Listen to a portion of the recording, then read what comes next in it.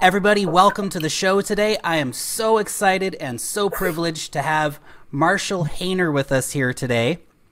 Absolutely awesome. He is the CEO over at MetalPay, which is a super exciting project. If you've been watching the channel for a while, you probably know all about it. So, Marshall, welcome to the program. Thanks for having me on the show, Lark. Absolute pleasure, absolute pleasure. Now, I wanted to start off with an easy question for you that kind of, you know, for anyone who hasn't really got into metal or doesn't know what it's about, you know, just tell us a quick rundown, you know, the elevator pitch, what's metal all about, and maybe what's the vision of MetalPay? Yeah, so Metal is a payments platform, kind of similar to PayPal.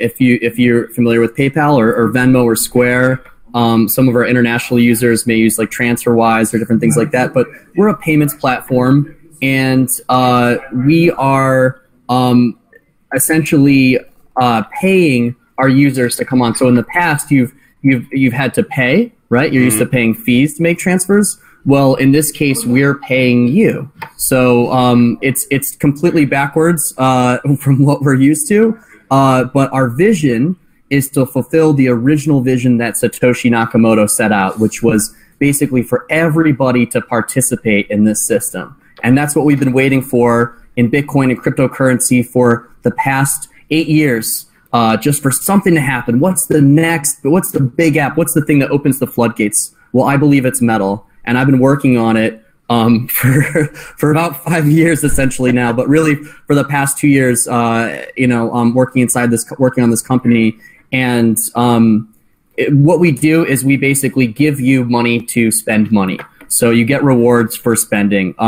If Marshall sends Lark $100, Lark gets $100, and then Lark pops an additional 5% or $5. I also get $5. So as we grow our network, Metal basically mirrors the existing flow of funds. So you basically get paid to spend.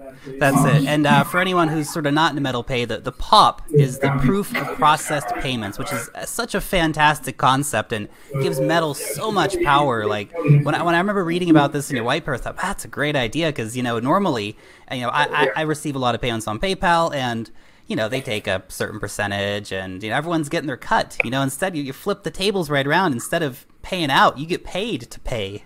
It's amazing. Yeah. Yeah, it makes sense because when you think about it, you know, proof of work, I was there in 2009, you know, 2010, very early crypto, when everybody, you know, could, in the very beginning, everybody could mine. So I was mining on my 2008 MacBook Pro until it burnt out, right? And we all thought, oh, this is so cool. Everybody in the world could do this and participate, and everybody in the world now has a chance to own 30,000 Satoshi. If we got 7 million people in the world and 21 million Bitcoins, we can all have, you know, essentially a third of a Bitcoin, right? Mm-hmm. And so that's so, or sorry, it's not a third. 7 billion people and 21 million, so 0.003. That's the one, but we could all have 0.003, and that is so amazing. That concept was so amazing to me. But then we watched as it grew. What happens when money takes on value? Well, people start to hoard and they start to accumulate, and that's okay.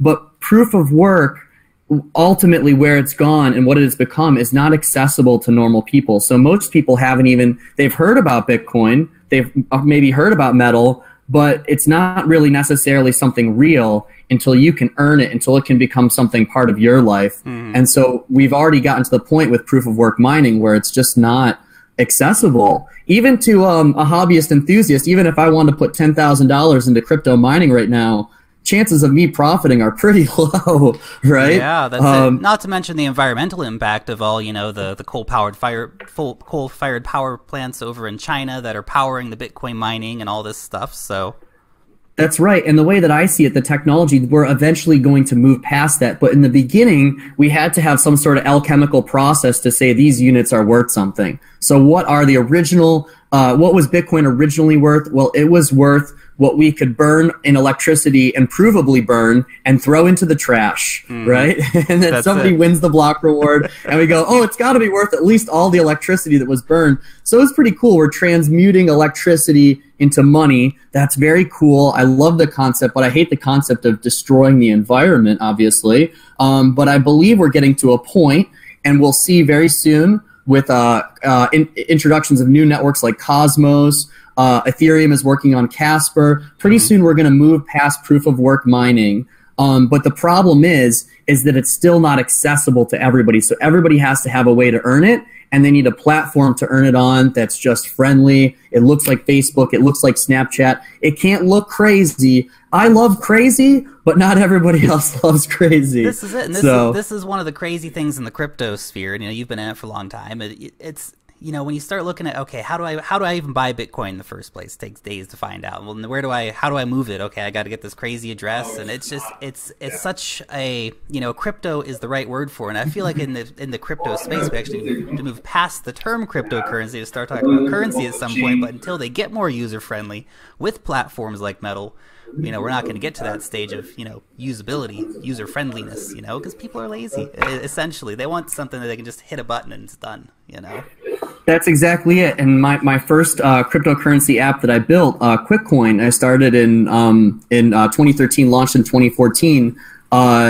It was just that. I thought about it. What's the quickest, fastest way I can get all these people on? So we just made a Facebook login integration. So we're the first Facebook integrated Bitcoin wallet. And all people did was click login with Facebook.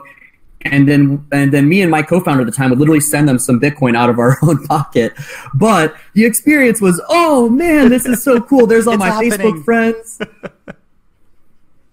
Yeah, it was great. It was great. I'd log into Facebook in the morning, and my whole Facebook feed would be just people quick coining each other money. And I was like, this could be it. But what I realized as we got going, and then I had the wonderful opportunity to work with Jed McCaleb at Stellar, and I helped craft that giveaway program and do that. And it was like, well, this is even cooler. Now we have our coin that represents our network. And instead of giving away Bitcoin that we're going to have to pay for, or the PayPal model, which is to raise money and then to give it away $20 at a time, which works tremendously well, but it's sort of like you're giving your users your equity, which is not all in bad, but they're just going to take it as a one-time $20 and spend it, and you hope that they stay there, right? And I was one of those original users in 1997, but I think that's, it's really cool 20 years later to say, now we're going to do what they started 20 years ago, but we're going to get it right. We're going to give everybody a piece of the network, and that's just so exciting for me.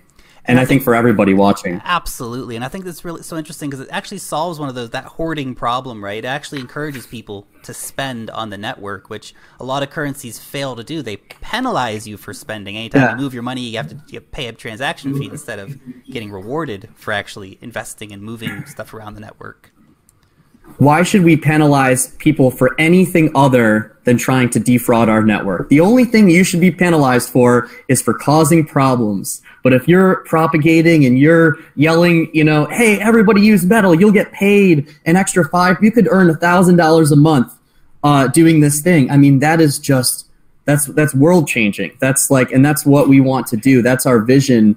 Our vision is to fulfill Satoshi's original vision, and our mission is to change the way people think about money. Awesome. Now, one of the things that you guys talk a lot about in the white paper is actually the industries you're looking at focusing on first, and so focusing on the cannabis industry and focusing on some of the underbanked industries, if you will, the nutraceuticals and the adult industry as well. Why did you choose to focus on particularly the cannabis industry to start with? Well, it's interesting because, so I have a lot of experience in the cannabis industry. I moved out to California in 2011 to start my delivery cannabis collective, and it went really great. I really loved it. It's a passion for me, so everybody has their passions. I think cannabis is really awesome. It's just as complex, if not more complex than wine. I think it's really cool. But what really drove me to this and to kind of our initial target market and looking at that segment and that, looking at high risk payments was just that essentially everybody in crypto is trying to solve a problem. And I think that we've solved this first big problem of how do we get it out there? How do we make it go mainstream? That's pop, right? But we also are a business, and we generate revenue, and we generate revenue in two ways. One is merchant processing, and the other one is through pop, through bringing in other cryptocurrencies. So I'll explain. With merchant processing, it makes sense that we go after high risk because we have that capability to be able to invoice for fiat and settle into crypto. I looked at like what's available in the space. There's really nothing. I see a lot of crypto companies go in and try to enter into Africa or Philippines or different places and fix remittances. Well, these are hard problems, not necessarily always technologically something you can solve with technology, but also it has to be political in the case of Africa or different places. Yep. You may solve the problem, and then the army may show up at your door and kick you out of the country. And right? take your project with it, you know? This is the thing. Yeah, and that's happened, unfortunately, with some other startups. And so, you know, what I see is going after real world business right now. Let's go after what we know we can solve. And there are lots of businesses out there that are cash only, high risk, and doesn't even have to be high risk. We're really going after all business, but we see this as a big opportunity where a lot of these merchants really struggle, high reserves. Imagine doing millions of dollars of revenue a month, and then having your accounts shut off. Well, you've got all of your customers are trying to come in and make a purchase, and you're just telling them, just give me another week while I figure out my new banking and payment processing partner and all of that, when the blockchain is permissionless, right? And so that's what I'm excited about is seeing people enter into that space and use it like cash and know that this is like cash. That's something that's so cool about crypto. So we're going after this space first because we see a tremendous amount of need. And they're doing real volume, and they're here right now, and we're very excited to work with them. And moving into low risk business, it's also very exciting as well. We just see this as an opportunity, a huge opportunity for us. Yeah, it's a great starting point, right? I mean, I've heard stories about some of these cannabis companies. They have, you know, closets full of money because they can't get moving anywhere. The banks won't take it, right? And what are you supposed to do? Just throw it all away, right? So it becomes really tricky for these guys. Now, one question is, you know, because you are doing the fiat to crypto conversion, is there any sort of legal worries there in terms of, you know, you're still using essentially US dollars to purchase cannabis with, even though it's processed through crypto? Does that factor in anywhere? Well, so no, it's not really concerned. Really, for us, it's we're focused on the compliance, on tracking and tracing the funds, and so that's a big part of what we do. We're looking at where the money is coming from and where it's going to. We not only do merchant monitoring, watching what our merchants are doing, not just what they say they're doing, but following up and checking on them. But we also analyze the blockchain, so we look at you know, if there's a source or something, you know, where money laundering could happen, we keep an eye on that, and we have a policy in place. You know, it's really about the compliance, and that's one of the things that's missing there, you know, and something that we focus on very heavily.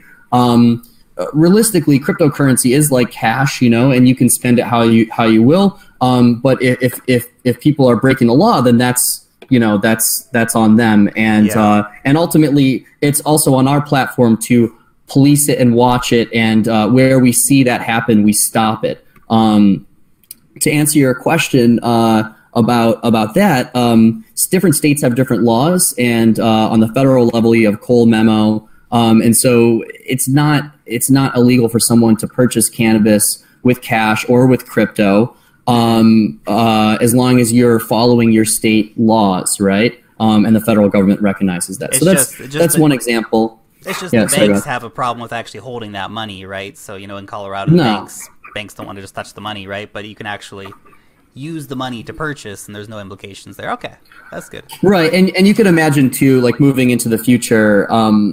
Let's say you were a cannabis company or something like. Let's say you are a very successful cannabis company, and you've accumulated a lot of cash, millions, $100 million of cash. Yep. Well, I think you're going to be hard that was wrong. And now we're kind of getting to a point where we're at, I think, the fourth phase, which is really using cryptocurrency as an incentive to bring people in. So you see Metal, you see Civic, you see BlockTix, you see Salt. All these platforms are set to reward people in some sort of way to get involved. And I think that this is going to be the explosion. Crypto 4.0 is going to be the moving away from penalties and into rewards, and how can blockchain benefit your life and make it easier and more awesome versus us just screaming about it and everybody thinks these guys are crazy.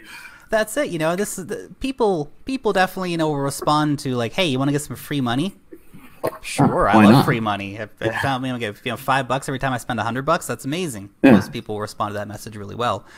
Have you had any interest from people in the adult industry as far as using MetalPay yet? Yeah, we looked at basically the high risk spaces, and we felt that you know, here's you know, in those categories, nutraceutical, cannabis, adult. We looked at those different spaces and felt that that there's a big opportunity, and we have actually had a lot of people reach out, and it's really interesting because when you look at the rates that they're paying, it's just, you know, it's through the roof. It's very expensive. And, you know, one of the reasons why I think it varies between industry, but, you know, I guess in the case of adult, you have a very high chargeback rate. So, and that's a myriad of reasons. One of the reasons actually is fraud. So, you know, stolen cards and stuff tend to end up on adult sites because these malicious actors are testing them, you know, to see if they work and that kind of thing. So really, you know, working in crypto, developing our payment hardness, that's something that's allowing us to do this. And yeah, and we're hearing great things because, you know, it's just very hard in general. There is no out of the box high risk solution. So that's something that we take very serious, and we've been really focusing a lot of our business. But, you know, just to go back, that's not our core segment, you know, moving into, it's really just a sliver of the volume that we hope to do. Everywhere you see Square, that's going to be a great stand for you to use your iPad to open up the Metal app on, right? I made this beautiful stand, and we realizing that credit cards and debit cards are inherently very flawed, and that you shouldn't actually be paying with this. You walk around town with 16 digits of CVV and the X, and you swipe it a million times and hoping that nobody takes this number and uses it. And that's really, I think, a problem to be solved for not just high risk, for all industries across all payments, to be able to solve these problems. We looked at the Target breach, more recently the Equifax breach. And I think the future is really based on kind of crypto gives us a window to say we should be doing push-based transactions, not pull-based transactions. And that's kind of what we're really building into the future, is moving towards that idea of, instead of walking around town, or even you know, with an adult site or something, for example, maybe you don't want to put your card on there. You're a little bit nervous. Just because, you know, what's it going to say on my credit card statement, that kind of thing, different reasons. But also from a security perspective, it makes sense that you'd want a tokenized system to make a payment, a pull-based system instead of, here's my account number and routing number. Now, please don't do anything malicious with that. We're seeing now how it needs to change. And so Metal wants to change that future system, and that will allow for high risk to inherently work very well. And something I was very excited to see recently is IC3 has just started work, and it is going to pretty soon push into Safari and Chrome and all the web browsers. You're going to see the new payments window. So when you go to pay, it's almost like printing a page. A little drop down appears, and you choose what you want, and hopefully you'll see inside there Metal as an option, right? Nice. And I just think that that's so cool. I think we're about to move into a new world of security and payments, and Metal is really at the forefront of that, especially on the crypto piece. We saw all these telco 2FA takeover attacks where people are, you know, I did everything. I put 2FA, I did everything that I was said to do, and the hacker gets into your cell phone, and there's like a setting in Authy, which is called multi-device authentication, which actually syncs your two-factor codes across all devices. Well, we solved that problem of the telco takeover attack. So even if somebody did take over your telephone, they're not going to get your crypto. They're not going to get your Metal. We've solved that. So that's, I think, awesome. You know, thanks. You know, getting ahead of a lot of these things, I think, is the path towards adoption, towards mainstream adoption, is making people feel comfortable, you know, and that's the biggest key. I think that's one of the really exciting things about your project too, is that, you know, you guys didn't try and, you know, create this giant hype at first, like you see so many ICOs doing stuff like that. You guys said, you know, we're actually going to sit down, we're going to make the best product possible, and then we're going to take it to market. And I think that is such a great concept. And, you know, so many of these companies get ahead of themselves. Okay, we need $200 million. Why do you need $200 million? That's an insane amount of money, you know? The truth is that a lot of these companies could have, you know, 3 to 10 times that. But the thing is that they didn't believe in themselves enough to be able to take the chance. You know, realistically, what they should have done is raised a small enough amount of money that gives them a couple of years, you know, maybe 2 years of burn. What's traditional in Silicon Valley, raise what you need, what's in your budget, set aside the coins, and when you prove your model, when your coin and your application becomes really big, your funding can be so much bigger. And so I think that that is really the model and the way to do it. And we've had a lot of success with it, and a lot of people have applauded us for saying, I'm really happy with seeing the way that the coin has turned out. We've watched it go in value. You know, if you sell this thing and you have all these holders, everybody's expecting to basically just go dump and sell. And so the people that invested in our coin are our credit investors and family and friends, and they invested because they invested for the access to the network, right? And they also invest in some cases for equity as well, right? And they have their reward, which is that, you know, we matched our equity investors with the coin, and now we're seeing other people do this as well. And I really think that there's a model based around this, it's just really awesome because we can see, okay, we know that we have a lot more in funding down the line because we took that chance. And I really like, it's an open challenge to other crypto companies in the future. If you think you're worth something, raise less. Prove it. Put your money where your mouth is. That's a great call. That's a great call. You know, I think so many of these guys just, you know, they see the easy money and they say, well, we got to take it. And that's unfortunate because it doesn't actually produce the best for the end user. Who do you see as your biggest competitors in the space, or do you even spend any time thinking about the competition?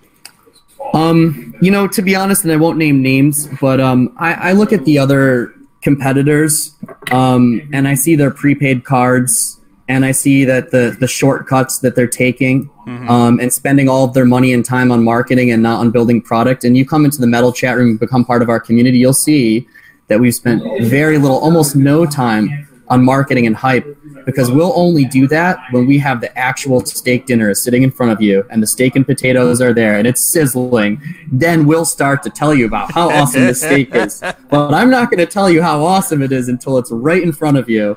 And that's the way to do it. And so to answer your question about competitors, I really don't, you know, I look at these other guys and some of them have, you know, kind of got, you know, obviously get a little more hype than us. Oh, you know, this is bigger than Metal. Well, you know, we have been working on this for a year. We have brought the best people from Visa and Apple, American Express. I mean, we brought amazing top tier talent into this company. And it's not just names that you've never heard of before or backgrounds of companies that you've never heard of before. No, these are the best companies from Silicon Valley and really, you know, around the world, banks and different things. And we're about to put up our new website and show all of our new team members, which I don't think people realize how much we've grown and the people that are working on the project now. But we don't like to hype. We just like to come out and show. And I think that our competitors are really the big boys. The smaller guys I just don't see as competition because they're all using prepaid cards and they're all about they're not, maybe not fly by night, but they're just taking so many shortcuts that those products are not going to be something you're going to be super happy with, right? Yeah. I know that our product is I'm not going to stop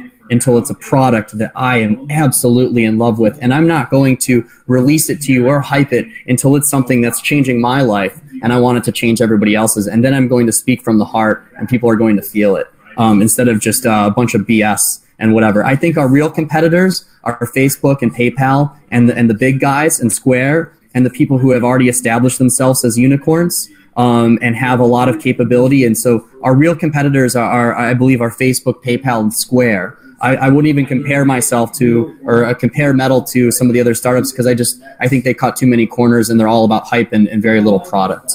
However, I think that there are some that look promising, I guess, but most of them I would not personally invest. You know, and I have no problem with saying I'll invest in a competitor. Stratify your investments. Hey, you know? absolutely, Sure. absolutely, right? But yeah, I'll tell you what I'm excited about. I'm excited about BlockTix. I'm excited about Salt. I'm excited about Civic. These are the guys that excite me because I know the founders and I invest in people and I invest where I can see that they're building the meat and potatoes instead of a lot of hype. So I like those guys a lot. I know, you know, the founders are all really awesome. BlockTix, they're building something really amazing, and it's rewards based. And Rob is a great founder. Civic Vinny is a great founder. He built Gift, an app that I use all the time. And you know, he has exits. Salt. I've known Sean for a couple years now. I think the product is awesome. I want to use it. I want to put Bitcoins into it and spend the cash, and then pay back the loan at the rate that Bitcoin is appreciated. That sounds great. You hit the nail on the head. You know, I tell my users, you know, this all the time, my subscribers this all the time, like, invest in things that are great ideas and things that you would actually use yourself. You know, I've got Civic on my phone as well and stuff like this. And, you know, that's one of the keys is actually, would you use it, you know, or is it such a great project, maybe you don't use it, but it's just an awesome project, some development, you know, business-to-business solutions, for example. Now, one quick question. You mentioned the cooking of the steak, you know. Now, I saw recently somebody posted up some screenshots of the alpha version of the wallet. Now, when's the beta coming? The beta. So we decided internally. We brought on Sid Parihar from Apple, and we have another employee who came in from Apple as well. And you know, we decided that, you know, the way that Steve did things at Apple was really awesome. It was basically like, you know, you've got macrumors.com, you know, you got metalrumors.com, right? Like we can give little pieces, but you know, traditionally what I see is there's like a framework. It's like you make your Bitcoin talk post, you got your roadmap, it's like a graphic on there, you got X amount, you got your bounties. You know, I think there's a different way to do this. I think that some of those things are right, but you know, we really broke the mold when we were doing this. And a lot of people screamed and said, this isn't how you do it. But I think that we're showing people that, you know, and certainly we made mistakes. Everybody makes little mistakes here and there. And we learn, and we're learning from those little mistakes. But, you know, we kind of did things very differently. And I think that, you know, where it's going is that, that ultimately that there's definitely like a different model. And so we have basically our closed alpha is live right now, and over the next I don't want to even put a time frame on it, but very soon that is going to become live to the public. So that's gonna be a first product that's web only, but anybody can sign up, and that's very soon that's going to turn on. And I'll say around the end of the year, before the end of the year, you're going to see beta in the App Store, and you're going to be able to start popping. I don't want to put a specific date on it. We're basically just going to come out, and we're going to make a big conference, and we're going to just drop it on everyone. And, you know, we are going to be doing some marketing leading up to that. We have some partnerships, some cool stuff. But I really only want to show exactly what we have when it's ready. You know, I've seen all these people do timelines and completely miss them. And, you know, the price of the coin drops and everybody screams. So instead of doing that, I think what's better is to basically under-promise and over-deliver. And that's kind of what we're trying to do. That's a great strategy. Don't disappoint people that way. You know, say, yeah, we're cooking something. You just sit tight. It'll be ready when it's ready. You know. Exactly. And I think the cool thing is that traditionally, you know, people have, you know, raised an absurd amount of money. Take, you know, 2 years, 2 years, 3 years building a project. In most cases, it's years, right? You know, like Ethereum and Augur, different things. Like it's years, right? And in our case, it's literally been months, right? Within 2 months of the coin going on the exchange, the alpha product comes online. That's really like, it's got to be some sort of crypto record, right? Like, absolutely. And well, you guys have done a lot of work before that too. You know, getting things ready, so you know you kind of had things in mind when it was time to do it, right? So.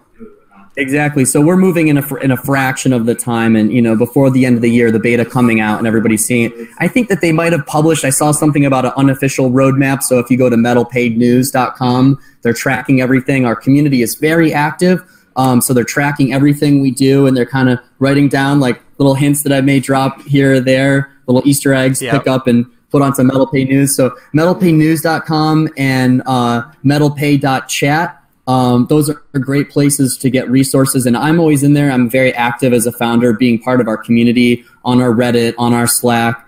You know, we always talk about the tribe at Metal, and it really is a big part of what we do. Is I don't want a million people coming into our chat room saying, "When's beta release?" So I can pump and I can dump, and it's all about it's all about all of us coming together and working together and building something really awesome. And you know, I met my co-founder in Dogecoin.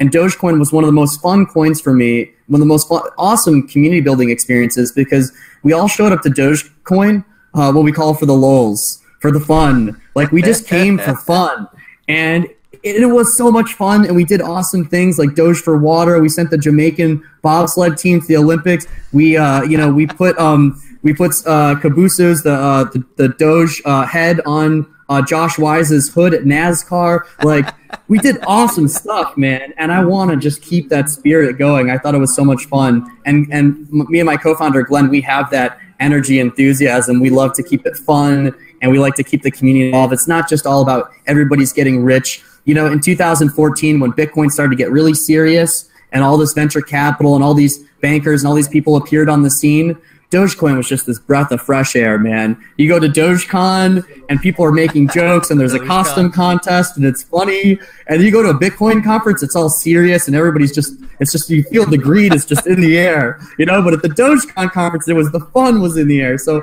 I want that to replicate that. I want the fun to be there. Yeah, everybody likes to make money, but let's make it fun.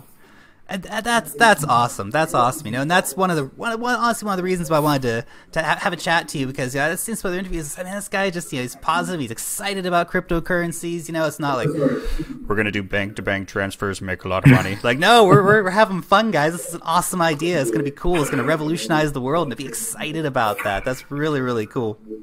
Really, really cool. Thanks. That was what got me. That was the energy that I carried in, you know, when I really started, like 2010, 2011, I started getting really, it was right around the time I moved out to California. I started getting really excited, but it was just totally hobby for me, you know, but that enthusiasm was there. And 2012, I'm like, that's it. I'm for sure. I want to build something. The software sucks. And, you know, seeing Dogecoin and working on different other crypto communities and seeing how much fun it can be and how we can all pull together, that's when we build something really big. When we set aside all of the greed and the indifferences and we focus on really, really coming together as a community, that's when magic happens. That's awesome. That is absolutely awesome. Well, Marshall, I want to be, conscious of your time, and, you know, so I'll let you go there. I think we've got some really great questions, some awesome info out of you today. So it's super, super exciting. You know, thank you so much for, you know, taking the time out to speak to my subscribers and everybody, and, you know, let us know the vision behind Metal and how exciting of a project it is. You know, we're definitely going to be following the news, and, you know, anyone who follows my channel know I'm always doing updates and, you know, following the news, and I'll let people know, you know, we're looking for that beta version, man. It's going to be exciting when it comes out. The cooks are in the kitchen. You're very welcome, and thanks for having me on the show, and we're really, really excited to get it out to you. And maybe we could loop back when we get ready to do the beta, and we'll come back and we'll do another episode, and we'll do like a little unveiling, and that sounds great. Absolutely. Be totally keen for that. Totally keen for that for sure. Fantastic. Anyway, well, thanks again. Yeah, absolutely. Thank you so much for popping into the show. That's awesome. Absolute pleasure. Cheers. Peace, man. Thank you. Peace.